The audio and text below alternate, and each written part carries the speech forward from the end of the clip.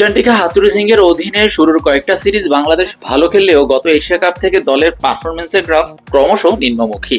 তার বিরুদ্ধে একের পর এক অভিযোগ বিসিবি ডিরেক্টর খালেদ মাহমুদ সুজনের। এবার অভিযোগ হাথুরু সিং এ বদরাগী এবং স্বৈরাচারী, সঙ্গে তার ম্যান ম্যানেজমেন্টেও দেখছেন বেশ অদক্ষতা।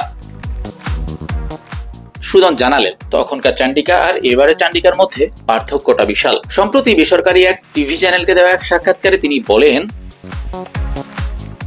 আগের বার আমি যখন তার সঙ্গে খুব ভালোভাবে কাজ করেছি তখন আমার মনে হতো উনি একটু বদরাগী। হতেই পারে, একটা ক্যাচ পড়ে গেল, বাজে একটা শট খেলে কেউ আউট হলো, আপনার রাগ হতেই পারে, সেটা নিয়ন্ত্রণ করা যায়।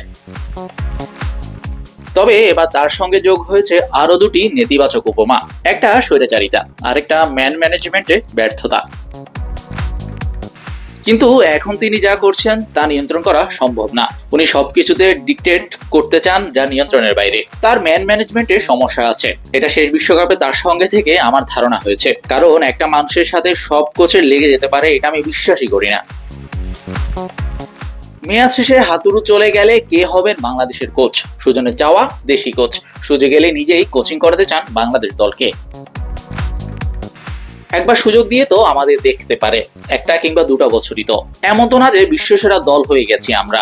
এত বিদেশি কোচ আসলো, আমি প্রশ্ন করি আমরা কোথায় পিছিয়ে আছি? শুধু বাঙালি বলে বা চামড়া কালো এই কারণে? আপনি যদি বলেন অভিজ্ঞতা নেই, তাহলে আমাদের সারা জীবনেও অভিজ্ঞতা হবে না। একবার সুযোগটা দিয়ে দেখতে হবে আমরা পারি কি পারি না। সুজনের কথায় যে ব্যাপারগুলো স্পষ্ট সেগুলো হলো হাথুরুর স্বেচ্ছাচারিতা এবং নিজের কাঁধেই নিতে চান বাংলাদেশের কোচিং এর দায়িত্ব। শাহরিয়ার শাওন, স্পোর্টস বাংলা।